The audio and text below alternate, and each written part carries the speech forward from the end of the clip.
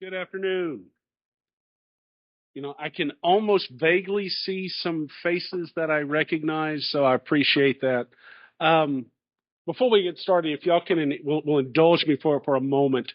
One, being in the Rayford Library Complex, some of us are old enough to remember Johnny Rayford, and the truly impact he had on the community and on UA Hope-Texarkana. And so it's just amazing to be here in this facility and see the legacy.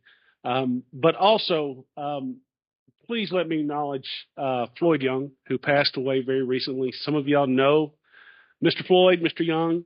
I graduated with his son, Steve, and he was a good man, a good educator, and really meant a lot to this community. So I appreciate that. One more thing, please indulge me.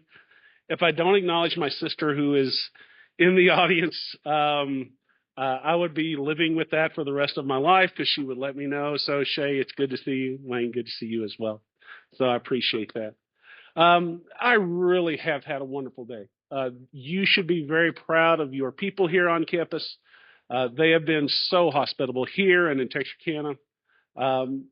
It is just amazing the assets that you have in your community here for UA Hope Texarkana.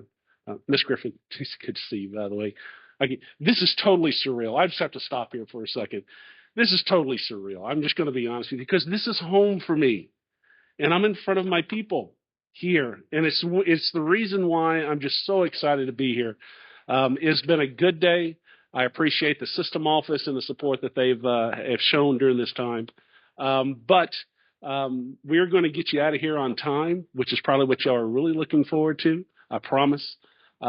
We're going to have a good time today because I'm excited to be here just to show a little bit of a glimpse of a potential future for what UA Hope Texarkana has in front of it. And that future has so many opportunities, both here in Hope, in Texarkana, in the region, statewide, and we're going to be talking about that nationally as well. Because one of the questions that I've gotten throughout today is, what is your vision? Where do you see UA Hope Texarkana in 5 years? And where I see is this is where I would love to be able to lead the institution. UA Hope Texarkana will be the elite two-year college in the state of Arkansas and in the region and nationally. Because that potential is here to be able to get there. But most important, it's because our students in our community deserve that. They deserve the very best. And so to have that opportunity to be a part of that to an institution and community that gave so much to me, I am very excited about. So we're going to be talking about building bridges and being that regional catalyst. And there are going to be opportunities that we're going to be talking through today that truly do show how the community can play that role. And we're going to give some examples. And then the most important part of this entire afternoon is going to be, I'm going to pass the mic to y'all. For y'all to be able to ask whatever question you want, to be able to share what your feelings are, where we're at, where you want us to go, because this is your community college. This is your institution, and it needs to be an institution of which you're proud of. So here we go. We're going to be talking about 3 pillars today on the future of where the college is going. UA Hope Texarkana is primely positioned to lead regional growth, to expand opportunities, and to build those strong partnerships. Why? Why is UAHT, why are we positioned to do those things? Because there are some assets here that we have in Southwest Arkansas that I'm going to be honest with you, no one else in the state has. So right now I'm at North Arkansas College up in Harrison. How many of y'all have been to Harrison? I know some of y'all have, right?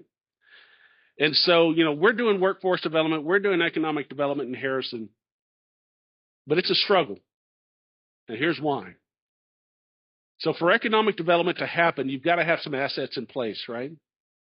So those of y'all that have been to Harrison, how many of y'all took the interstate to get there? None, because there is no interstate to get you to Harrison. All right? How many of y'all happen to drive over a railroad while you're in Harrison? You didn't do that either because there's no railroad there. And you certainly did not go over a bridge for a river, except for the Buffalo, and they're not getting us barges down the Buffalo. This is a logistics hub that is prime to have movement here to be able to meet those needs. And all of these three pillars are going to be based on those opportunities that we have.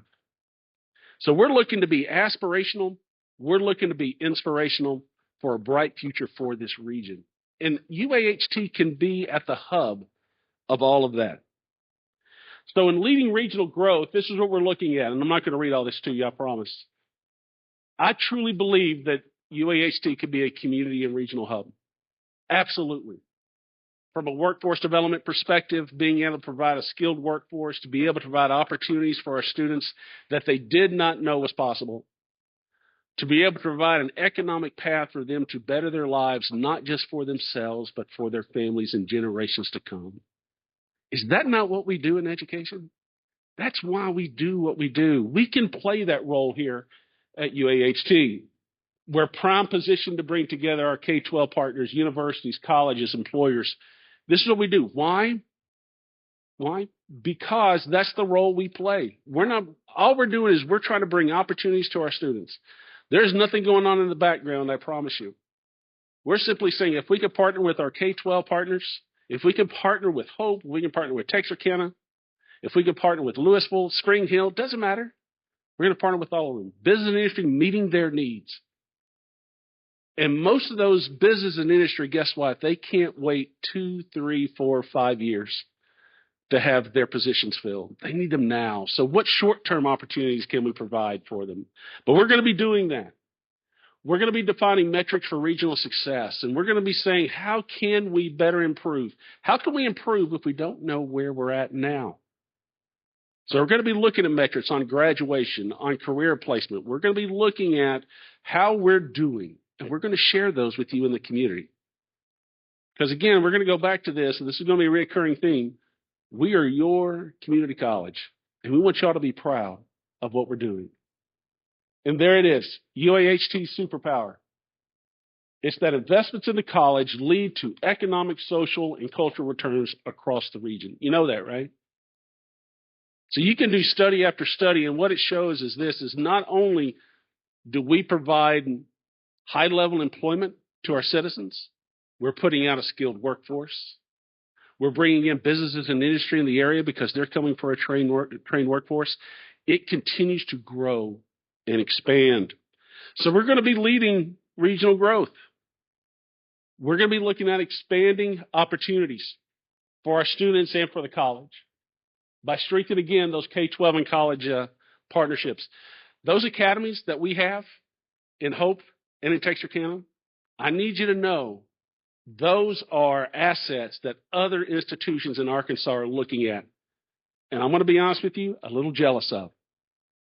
If I can share this story, because we serve right now, and we're going to look at this slide, we serve 29 high schools at North Ark right now.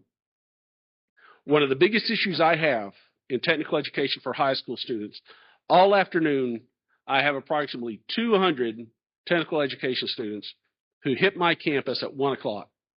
Many of them drive 30, 45 minutes to get there or take the bus. So they're leaving their campus at noon. Guess what they did not do before they left their high school? They didn't eat. So as I was walking from building to building and I see Hope students carrying these white containers of their lunch, I need you to know that investment from Hope High School and Hope School District is phenomenal, of which I am truly going to use as an example when I get back up to North Ark and say, they're doing this down in Hope. They're doing this in Texarkana. Because you can't learn if you're hungry. A phenomenal program, but we can grow even more. We can provide high-level programming for our high school students. We're going to build bridges and opportunities for non-traditional students. These students are getting left behind. Our non-traditional students are getting left behind. And so across the state, and having worked with all 22 two-year colleges, you get above the age of 30, and there is a steep decline in our student population. We're losing them. But yet, if you have a skill right now in 2025, I promise you, those skills that you are going to need to be successful in your job right now are going to be different in 2027 and they're going to be different in 2030. We have got to provide opportunities for our students and our population to upskill. Those are those things that we can do. We have got to play that role. Now, this is key. And I've listed some: adult education, concurrent, career changers, underserved, all of that. And I've said this all day. And this is a personal belief. This is Ricky Tompkins' belief right here. It doesn't matter who you are. If we are serving you here at UA Hope-Texarkana, a student is a student. All of them. We don't value one student over another student. I value our adult education GED students as much as I do that 18-year-old who is taking a full load at 15 hours on the credit side. Because they're coming to us for the same reason, to better themselves. So a student is a student. We are going to continue to harp on that and make sure that every student has a positive experience while they're on campus. We're going to strengthen those partnerships with community-based organizations to address local challenges. We have some folks hurting right now. We have some folks hungry right now. We have some folks homeless right now. How are we serving them? How are we able to meet their needs? Y'all have a food pantry on campus. What does that look like? How is it being used? How is it being utilized? Believe it or not, yes, you do. We have some of our students right now who are coming to this campus who are living in their cars. I promise you, you do. Is there a safe place where they can park? Can they utilize Wi-Fi while they're in their car? Because guess what? These are also the students who are taking online classes. What are we doing to serve and to meet those needs? I think it's part of the mission of who we are as an institution. And then we're committed to continuous dialogue with our stakeholders. One of the biggest roles we have as a chancellor of an institution is making sure we have positive relationships in the community. So the last place I need to be is sitting in my office. That's not my role. My role is to be out speaking with you, participating in community organizations, meeting with legislators, meeting with employers, meeting with our K-12 districts. How can we better serve you? How can we brainstorm? How can we work together? Because nothing that we have talked about or will talk about can happen with one person or one institution or one organization. It takes all of us. And those require relationships. Those require us getting to know each other. Those require us to build trust to get to the point that you call Rick on the phone, we're going to make some things happen. And that's where I think we can get. And then we're going to build those stronger partnerships. Just like I said, we cannot do this alone. No longer are the days where we truly can sit in a silo and say, yes, we're going to make it happen. The world just doesn't work that way anymore. It probably didn't work that way before either. So we're going to have to build partnerships because we can't do this together. So there should be a seamless pathway for our high school students to get here, both on the transfer side of the house, both on the technical education side of the house. There needs to be a seamless pathway because most of our students are one flat tire away from dropping out. Just one flat, done. And once they leave, they don't come back. I've seen it over and over and over. So we're going to have to build those partnerships with K-12. We're going to build a talent pipeline for innovation. We're going to do some innovative things. And some of them are actually going to work. All of them won't. And I'm a pretty happy-go-lucky guy. Can I just say this really? And some of you have actually been in a couple of meetings with me. What you see is what you get. This is it. I'm a happy guy. Smile the whole bit. There are only a couple of times where I'm like, okay, this is, the red's going to start coming up the neck. You know what I'm talking about, right? One of those is if we continue to put up barriers for our students. And don't we love to do that? We put up barriers for students. We got to get those down. But one of those other things is this. We can do something innovative. We're going to try some new things, and some of them are going to work, and some of them are not. The only thing that's going to bother me is not that if we try something and it doesn't work. The only thing that's going to bother me is if we try something, it doesn't work, and you keep on doing it. Let's move on and let's try something else, because we have got to continue to innovate. We have got to continue to change and evolve, because the workforce is changing and evolving. The world is changing and evolving. We have got to stay up and stay forward. And our business and industry leaders will be able to tell us a lot of that. We're going to support our students and faculty innovation. We've talked about some innovation grants. We did some of this, particularly at NWAC. There was some funding that we had set aside that a faculty or staff member could apply for and say, hey, this is what I need. I had this neat idea. This is how much money it's going to cost. It doesn't cost much, $500,000, something like that. They'd apply for a grant with the institution. Cabinet reviewed it. Yes, let's try this. One of the best projects we ever funded, because you're thinking, okay, this is going to be something on the faculty side. No. This was a maintenance person. A maintenance person submitted an innovation grant concerning energy savings. And he said, he built the budget. I think I can save the institution $50,000 a year on utility costs by putting in LED bulbs in our parking garage and in the outside lighting. You know what? For $50,000 for a $1,000 investment, I'm willing to give it a shot where it works or not. I'm going to be honest with you.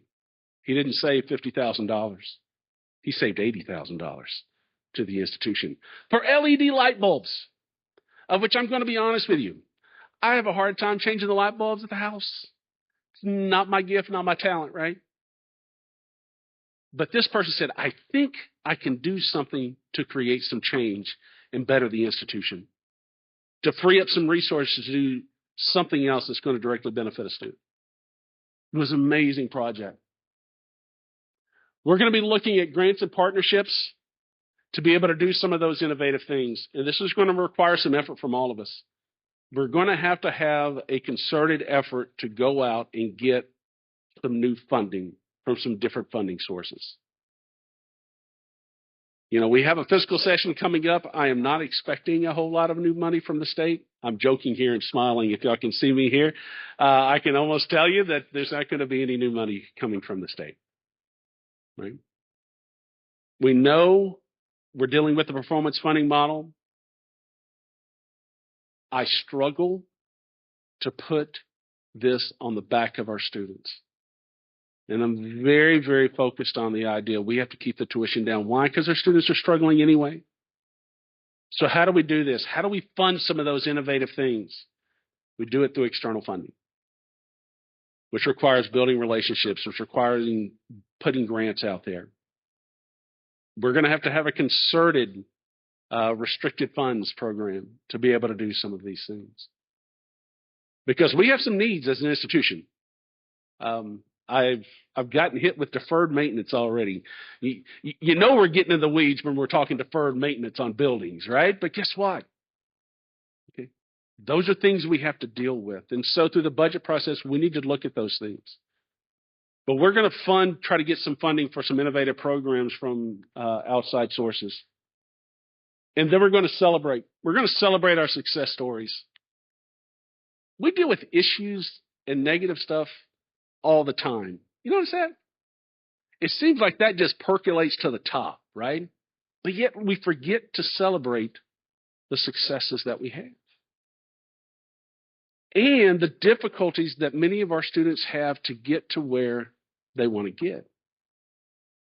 Let's celebrate that. Let's celebrate those stories that we have.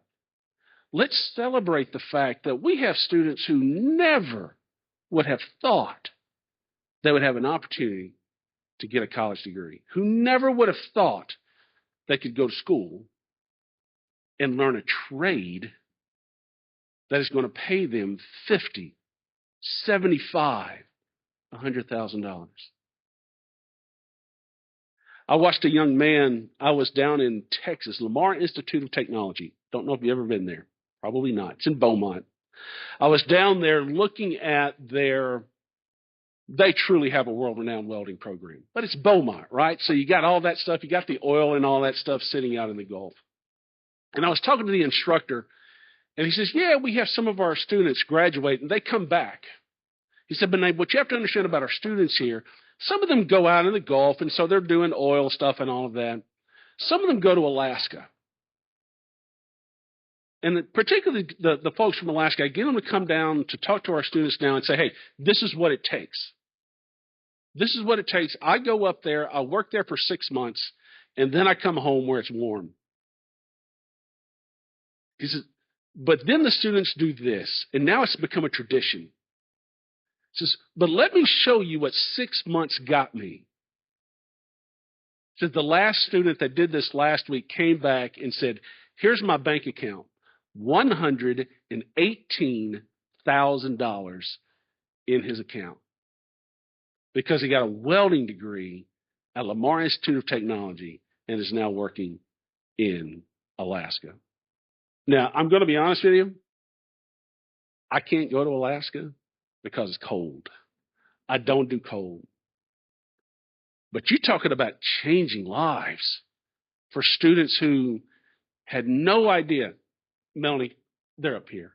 Sorry, this is my niece and her husband and her 2 kids. So when I say we're making this a family affair, we're making this a family affair. We can provide those opportunities for our students. We can. But we also want to provide opportunities for our students to be able to stay here because this is a great place to raise a family and to live and to work. But we have to make sure that we're providing those opportunities for them and that there's work for them to do. And how do we make this happen? People. That's it. Everything that I've talked about. How do you make it happen? It's with our people. It's with all of us. What I'm talking about here, this is about relationship building. This is about building trust in the community. This is about building trust in our workforce partners to be able to say, guess what? We want a good product. We want a good worker. Go to UAHT. That's what this is about. I can't do that by myself. Neither can any of us. It takes all of us, but it takes people. And I tell you, I've been doing this. Let's see. Chris, we met at 7:45 in the hotel lobby. So I've been with people since 7:45 this morning that are connected to UA Hope-Texarkana pretty much. Y'all have some wonderful people here at this institution who want to do new and innovative and amazing things, and y'all should be proud of that because it's going to take people to be able to make the impact that I know this institution can make. And then we get to start having fun. Truly having fun and making an impact. Because I'm going to give you some examples. From my career, these are some things that I've done that I'm going to be honest with you. Being born here, lived on the Patmos dirt road cutoff, right? Y'all know where I'm talking about, right? Everyone knows where it's at, right? That's where we grew up. Okay? To be able to start there and to get to where I'm fixing to show you with some things that are, all of these stories that you're fixing to see are real, should never have happened. But it did because of institutions like this one, because people like you and people at this institution that said, you know what, Rick, I don't know what your expectations are, but whatever your expectations are, you can exceed it. Before I get this, I'm going to tell this story, and some of you have heard it, and I apologize. Just bear with me. Anybody remember career orientation, that career orientation class, 8th grade, where you learned how to tie the double Windsor knot, which is what this is, where I learned to tie a tie. And you had to do those like career assessments. Hey, this is what we're going to do. This is what you're going to do. I remember mine. It was over at Yerger. I can't tell you who the teacher is. I wouldn't tell you if it did. But so I took mine. I took the assessment, right? And I'm old, right? So it was on paper, right? And there was a key or something like that went with it. And I remember I took it, and then my teacher said, I was the only one. She said, would you take it again? The only one in the class. Yeah, I'll take it again. So I did it.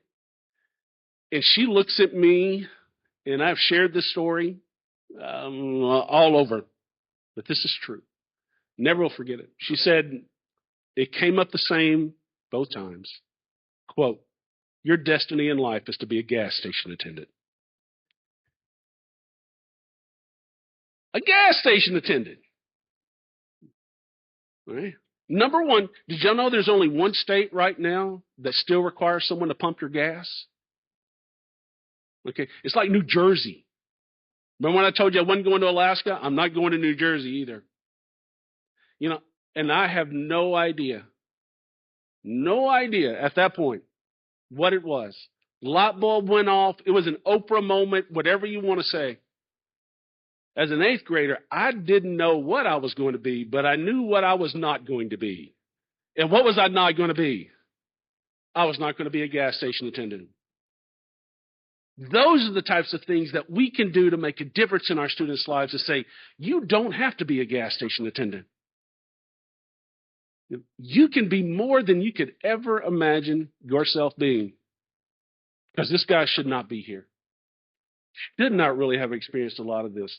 Here's 29 high schools that right now we serve at North Ark, either through concurrent or secondary career centers. 29. And it continues to grow. Why is this important? Anybody know where Cotter High School is? Anybody know where Mount Judy is? We are the only path these students have to be able to get anywhere. I have students right now, no kidding, who take a bus one way an hour and a half to get my campus to be able to get technical education. Hour and a half one way. We are the pathway. We are the opportunities to be able to do that. So do I see this growing? I see the superintendent. I believe that's the superintendent of Hope over there. Yes. Do I see this growing? Absolutely. Why? Because this changes lives.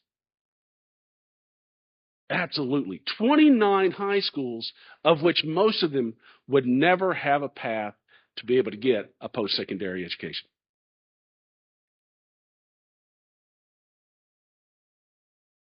So my time at the Arkansas Community College, a little pretext. So this is, Arkansas Community College represents all 22 two-year colleges in Arkansas. And that's all 22 of them, by the way. That's all 20. I got to work with all 22 of those. Great institutions. Now, don't tell anybody at North Ark I said this, and I know this is being recorded, so I'm fixing to get myself in trouble. I still say UA Hope-Texarkana is the best, right? Because this is home, right? It's this one. It's that one right down there. Just don't tell anybody at North Ark. Why do I put that up there? Because I've had the opportunity to work on projects that looks at, and it's something we talked about, statewide multiple measures for placement to get into college classes, instead of using the ACT or the AccuPlacer. Part of that policy that just got passed in the Division of Higher Education, I get to honestly say I wrote part of that. That's making a difference in the lives of students. Some of y'all that have been here for a long time, some of our students don't get to as college ready. They're not able to meet that level to be able to get into Comp 1 or Comp 2 or college algebra, right? Those gateway classes. So they have to take what's called developmental classes. Right? So in work with all 22 two-year colleges, this was a project that I was at NWAC, Northwest Arkansas Community College. We worked with all 22 two-year colleges. And we got rid of you could take reading 1, reading 2, reading 3 just to get to Comp 1. Writing 1, writing 2, writing 3 just to get to Comp 1. Pre-algebra, getting algebra, intermediate algebra just to get to college algebra. True story. If you tested developmental in reading, writing, and math at NWAC, you had less than a 2% chance of getting a degree or certificate with me. Shame on us. So I worked hard, and now you will not see those levels. We have what's called co-requisite. Take them at the same time, supplemental instruction. Those are the types of projects that we're going to do here. Okay. I get the privilege of talking about both of these at a national webinar, December the 3rd, December the 4th, because other states are looking at what Arkansas is doing to say, what are y'all doing that has changed the direction for student success in your state? That's what we can do here. So this one, Jobs for the Student Success Center Network. So Job for the Future is one of those organizations within, particularly the community colleges, that really does look at how workforce development is going to work. I had the privilege of being on the executive committee for this, 17 institutions around the nation that focused on how can we better serve students. I still get calls from these folks in states. How are things going in Arkansas? Can you tell us what you're doing? What I want to do here is to take this network and bring it here to say, don't ask me about student services. Ask Brian Berry. He's the VP of Student Service. And then Brian can say, wait a minute, that's about admission and advising. Let me connect you to our admissions and advising. We want our people to be the subject matter experts nationwide. This is an amazing project. I'm part of the National Rural Higher Education Research Center. This is a group out of New York with Columbia University. Yes, that Columbia University. I'm one of those advisors down there to be able to say, they'll reach out and they'll say, hey, what are you doing to help with student success? How are you engaging students? Hey, can you reach out? Can you connect us to this group so we can survey students so we can better serve them? Just for rural students. Because we also have to understand this, rural students have different needs than urban students. Did y'all know that? Have different needs than suburban students. They do. So this group looks just at rural issues. So the primary issue I told you for student success is time. The more time we add to degrees and to get people completed, the less likely they are. We still deal with the money issue, right? You know what the third issue is? Always transportation. Transportation, just getting folks here. So we talk about how does public transportation work? I had this conversation with some state and national people, and they were talking about transportation being an issue. And so every solution was connecting to public transit, connecting to public transit, connecting to public transit. Well, they could take the subway. Well, they could take the bus system. Remember I told you I was born here? Unless I missed it, Hope doesn't have subways, and they don't have buses that goes around, right? We don't have that. Most rural communities don't. All rural communities don't. But how do we meet that barrier? And there are some innovative ideas, by the way, that's being out there. One of those, by the way, and I'm not saying we're going to do this because I'm not going to put them on the spot, K-12 has actually started busing college students onto campus if it's on their route. It was an amazing partnership. This was done in Kentucky. Amazing. Now, we're fixing to go way out there with this one. The Institute for Corporate and Public Safety was in my bio, right? Now, I need to put some things into context here. I have a bachelor's degree in church careers, master's degree in English, and a doctorate degree in higher education. How in the world did this guy get to do this? Because what this is a partnership between several institutions and the U.S. Department of Homeland Security to do community preparedness training. How did he get here? The same way I got here, by building relationships. I'm only here because Southwestern Seminary lost my application of admission 3 times, so I couldn't go to seminary. And I was married, and I had to go to work. So I called a friend of mine, Terry Kirkpatrick. Some of y'all may know Terry Kirkpatrick.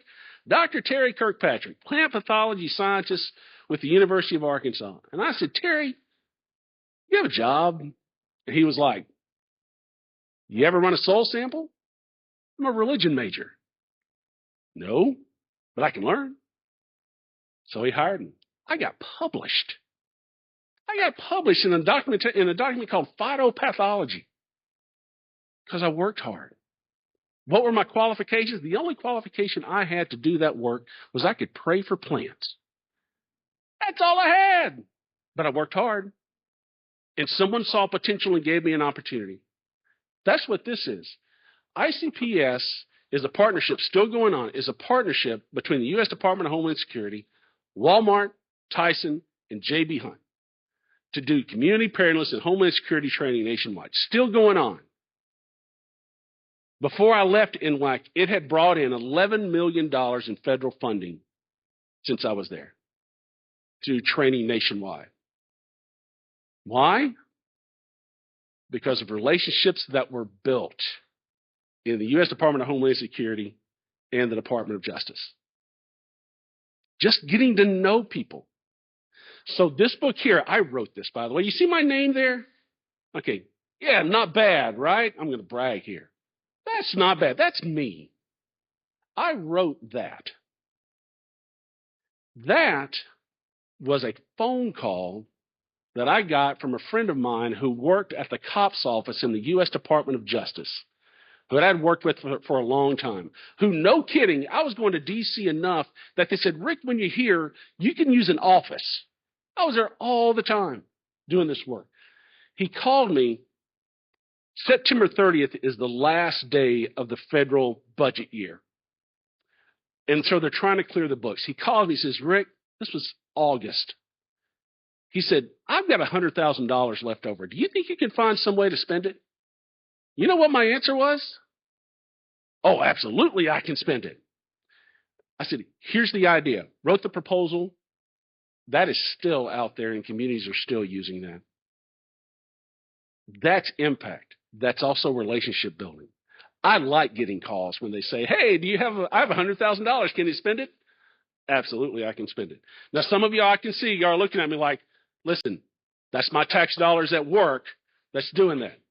This is the way I justify that. That was not my tax dollars.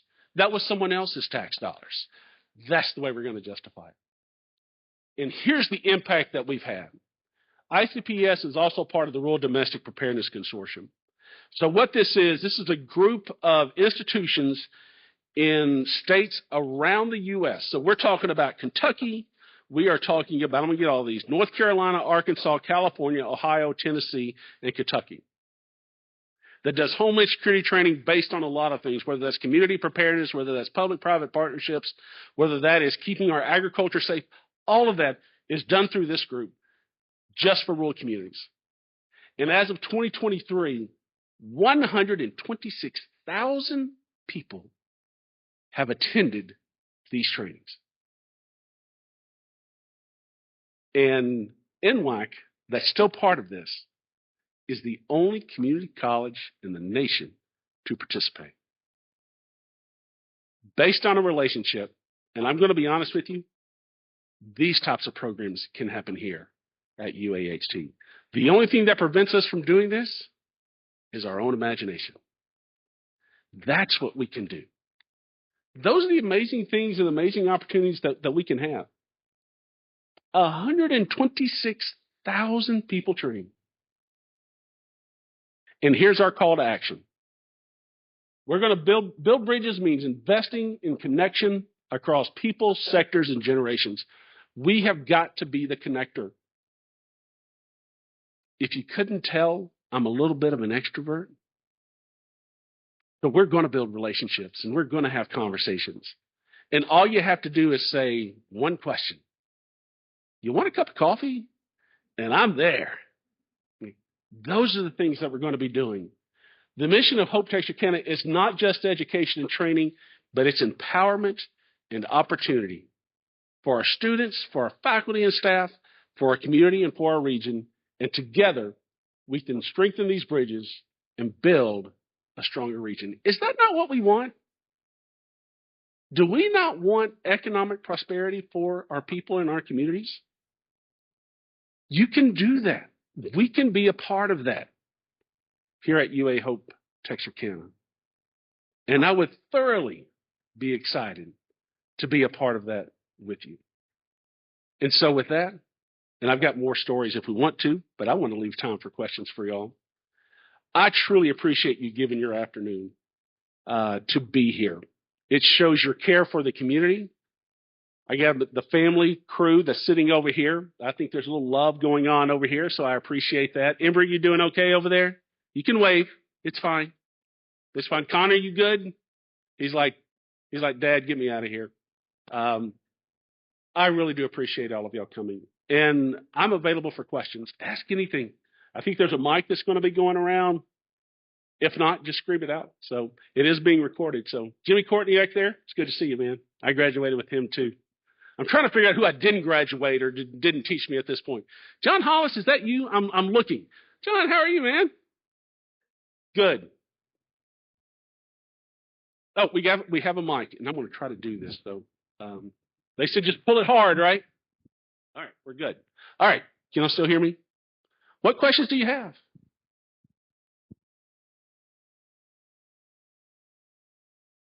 Okay. Full transparency, press in the room, Jeff Smith-Peters, right there. That's me. That is Jeff, right? Yeah, it is. I couldn't see anyone. Now I can. Jeff, how are you? Very good, very good. The question I would ask is that there seems to be a need in our culture for greater, I think, acquaintance with critical thinking skills, and I was wondering what your thoughts are on that very crucial item that in our culture seems to be lacking. Yeah, I think it's part of the education process of being in an institution of higher education. I do. So I haven't seen your general learning outcomes. Every institution has them. For those of you that are not in education, you can doze off now because I'm fixing to go into like higher education lingo, all this stuff. It's okay. I won't take it personal. I'm going to guess in your general education outcomes, somewhere it talks about critical thinking. Whether that's embedded or whether it's implicit, it should be there. Part of our role in higher education is to teach critical thinking skills. I'm not going to tell you how to think. I'm not going to tell you what to think. I just need you to think. And that's part of what we do in education is to think. Guess what? My sister and I, we were raised by the same parents in the same household. She would say this right now, we do not always agree. We don't. But how can that be? Because we were raised in the same parents in the same household. Right? Different life experiences. But the fact of the matter is we both have a higher education degree and we were taught to think for ourselves. I think it's vitally important, but it should be part of our gen ed outcomes. If it's not, it's there. It is there. Because if it wasn't, it was going to be. But great question. It's part of our role. But I won't tell you what to think, but I do want you to think. Yes, ma'am.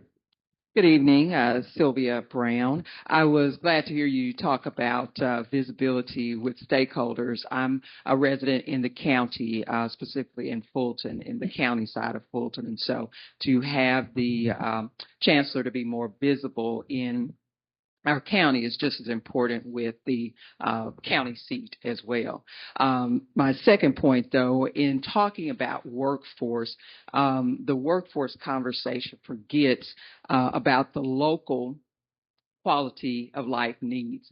Our water utilities, our municipal governments need street department, our municipality systems need certified licensed water operators.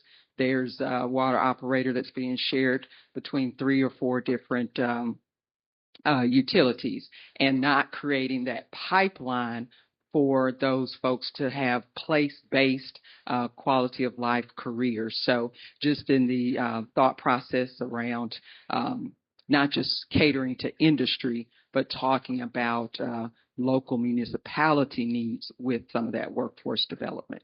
Yeah, absolutely. And so, I mean, bottom line is this, if it's an employer in the area, guess what? We need to serve them. And whether that is through a short-term based training, whether that is through a credit program, absolutely. Because again, we have to also create an environment where we want to live. Right? And so particularly when it comes to growth, and we're talking 5, 10, 20, 30 years, because understand we're going to be planting seeds now that we will never see the fruit. But I got to plant the seeds now so that someone can benefit 30 years from now. And the fact of the matter is, if I don't have a trained workforce to do those things that you're talking about, utilities and those types of things, that infrastructure, guess what? No one's going to live here. Pothole's a pothole, doesn't matter where it is, and I don't like to drive through them. I don't have enough water, sewer's not working, all of that. All those things, you're absolutely right. And so I think, particularly when we start having relationships, I'll get the feedback to be able to say, listen, I don't need 30. All I need is 5 people to get certified in this. What can you do? Well, we just hold a certification training for 5 people and partner with another institution if we don't have it to be able to come in as an instructor. It's certainly doable. Also, and I'll throw this out there because cost is part of this, right? Going from the workforce challenge at $800 a year to starting July 1, going to $3,000 annually is going to help our students be able to participate in some of these programs of which there is no way they could afford. I think it's going to be a huge opportunity, a game changer for throughout the state, but particularly here. Great question.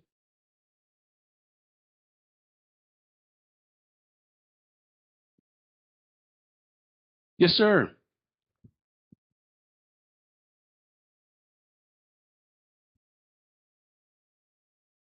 One of the problems that I think this institution has dealt with is not being able to sometimes get people willing to interview because of the pay scale that has been set.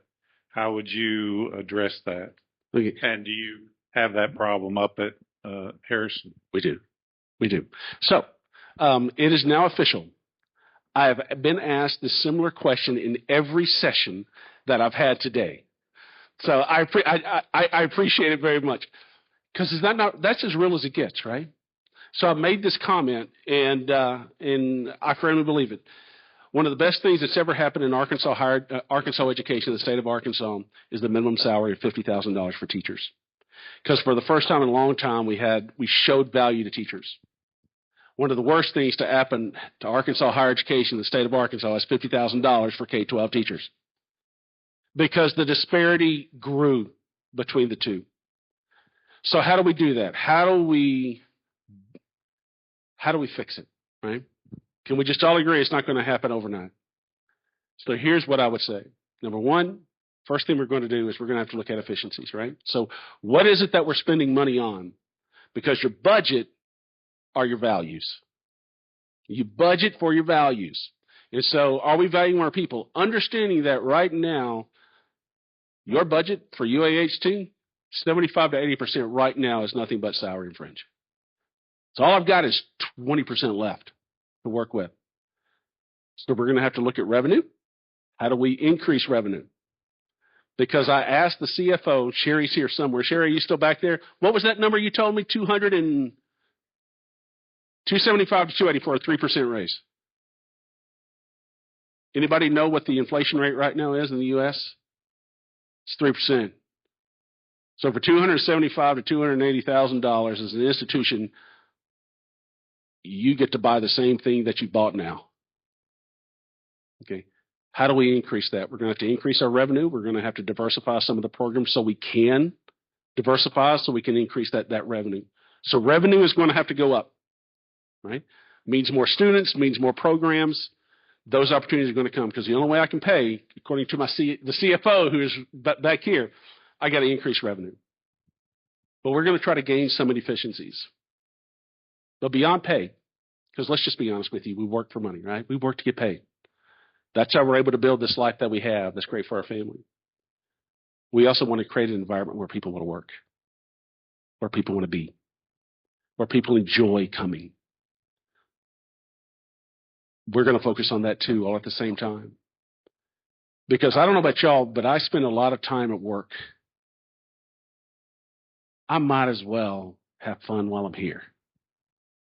I want to enjoy each other. I want to create an environment that we can have those great conversations in the hallway, right?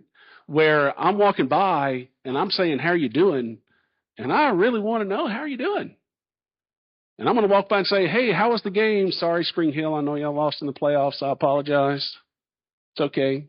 We'll get over it. Basketball season. Sorry. I want to know about that stuff.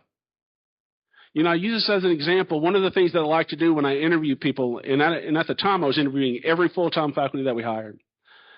One of the questions, and I'm like an HR nightmare. I probably shouldn't say that in an interview, but I'm an HR nightmare. Right? Why? Because, you know, HR likes those structured questions, and I'm terrible at those structured questions. But at least they kind of get used to it. Because I ask this question, what do you like to do? What's your hobby? What do you like to do when you're, and it blows people away when I ask. So I have to ask again, no, really, what do you want to do? I like to read, I like to go to movies, all of this stuff, spend time with them. What do you like to do? And I used this example this morning. So I had one lady who came in, and she said, I like to crochet. I said, that's great. And she was like, you know how to crochet? I'm not going, no, I don't know how to crochet. I can do a line, but I never was able to make the turn. Can y'all make the turn? I can't make the turn, right? So I can do a line. So she talked to me a little bit about crochet. She had been there for about 6 months, and I catch her in the hall, and I say, hey, how are you doing? Great, how are you? And I say, how's the crocheting going? She turns white. She's like, what do you mean? I said, how's your crocheting going? You remember that?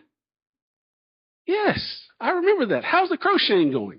Now, here's the problem that happens when you're trying to create this environment, right? But it's the most wonderful thing. I had to stand in the hall for the next 30 minutes listening to her talk to me about crocheting. And it made her day. And she felt valued. And she worked hard serving her students. We're going to create that environment. We're going to deal with the compensation, and I'm not putting that to the side, I promise you. But we want to create an environment also where people want to work and be. Because if we do that, guess who else wants to be here? Our students do. So, great question, and thank you. Thank you for asking. Tompkins, I've got a very serious question for you. What are your hobbies, and what do you like to do? Hey, perfect. I will tell you, number one, I spend a lot of time with my family, my wife and my son. We will be celebrating our 31st wedding anniversary this year. Luca is, my wife is Martha's son Luca. He is 16, just got his first job, just got his first paycheck. So he's happy. I spend time with family. I read a lot. So my goal every month is at minimum 3 books a month. Some are good, some not so much, but I learn from all of them. So I read, do movies, but really just try to spend time with the family. Because remember I say time is the biggest enemy? I know what's happening.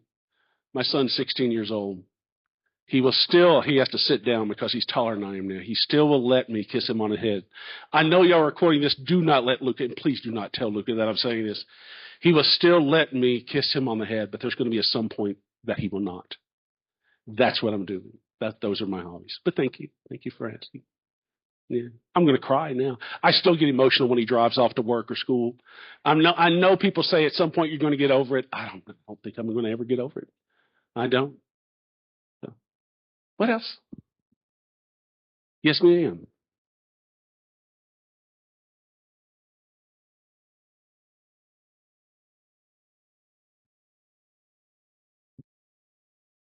Hi, Dr. Tompkins. I'm Dolly Henley. Yes, ma'am. And I was the first director of Hempstead Hall. So I would like to know, well, surely you visited Hempstead Hall today. What a wonderful facility we have, and we are so blessed to have that facility here in our county. I want to know where you come from and where they're performing arts in your community. Did you have a facility similar to that? And is this important to you, that type of facility with a theater and a conference center? Tell me how you really feel about that. How I really feel about it? I am jealous of the facility that y'all have here. I did not have it at Northwest Arkansas Community College. I do not have it at North Ark. I am so jealous of this facility. This institution should be a cultural hub for this region. We should have events here all the time. Whether that is, and I mentioned this, whether that's the high school concert band putting on a concert, do it here. Whether that is, and I'm going on memory here, right? I remember taking Luca to go see VeggieTales at a facility very much like Hempstead Hall. I don't know about y'all's kids and grandkids. They need to see VeggieTales here. We need to be able to cultivate all of that, right? We need more events here. And we talked a little bit about it with the committee. I think there's some private funding opportunities possible to be able to do some sponsorships when it comes to some programming so that we're not footing the bill and it's not tickets, because guess what? You start putting tickets in the mix. We have folks who are having issues putting food on the table. Some of them just can't afford tickets, but they're the ones who need to experience it. They're the ones who need to be there. It's life-changing. We need to have more opportunities for those types of things. Now, I made a mistake. I think it was with the committee. And I said, would it not be fabulous if we had Wicked here? And so I had one person like, oh, please, let's put Wicked here. Oh, there we go. Yes, yes. Here's the thing. Why can't we have Wicked here? I think it would be great, right? I'm a huge proponent of the arts. I think it brings something to the community. Do I understand it all? Absolutely not. Absolutely not. Is all of it specifically for me? No. But guess what? That doesn't matter. It's for a lot of folks. One of the best things that, I'll be honest with you, I was at the Walton Arts Center there in Fayetteville. Some of y'all may know the Walton Arts Center in Fayetteville. Okay? I watched, you ready for this? The 5 uke players from Scotland. You're like, why in the world would you go watch 5 people play the ukulele? It was phenomenal. It was great. Those are the types of stuff that we need to do here. Absolutely. You're going to be my cheerleader, right? Okay. Absolutely. I do think there's some sponsorships that we can do. We will. It's one of those things that we talked about today. We've got to get the programming up because the community, y'all invested tax money to pay for this facility. Am I wrong in that? I mean, that's your building right over there. We need to utilize that to its fullest. And you're talking about changing lives. When you see a child watch a performance and their eyes keep getting bigger and bigger because their imagination is going on overload, I don't know of a better experience that you can have. And you cannot, and I'm a movie guy, right? You cannot experience that same thing as a movie theater than you can with a live production. I think it needs to be used more. Guest speaker series, the whole bit. Absolutely. Absolutely. Thank you. And thank you for your support, because I'm coming, because we're gonna need support. It needs to be used more. It's a wonderful facility, and truly, it is a gem of the community. Gem. I'm jealous of that.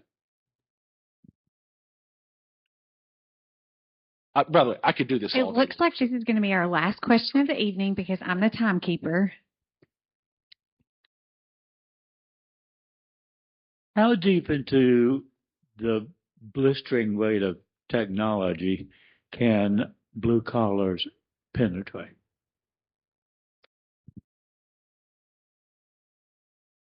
Boy, that's a tough one. You saved that one for last. It's a great question. So, number one, do I think technology will ever fully do away with what we've always considered to be blue collar work? No, I don't. Do I think it's going to have an impact? Yes. Now, the problem is that the blue collar work that is going to impact the most are those that have the least amount of skills and training, right? I don't know if y'all keep up with this, right? So down in Shreveport, there is an Amazon distribution center. Do y'all know about the new Amazon distribution center in Shreveport?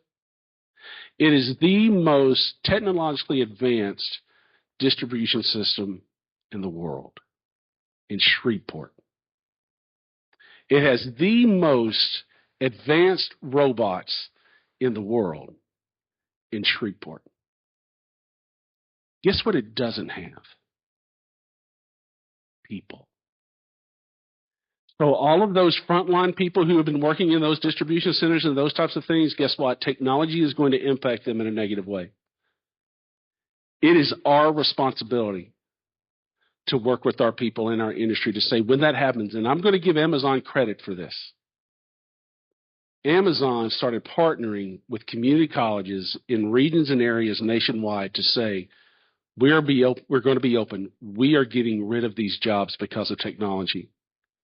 But we are willing to pay to retrain them and provide education opportunities by partnering with community colleges, whether they stay working for us or not.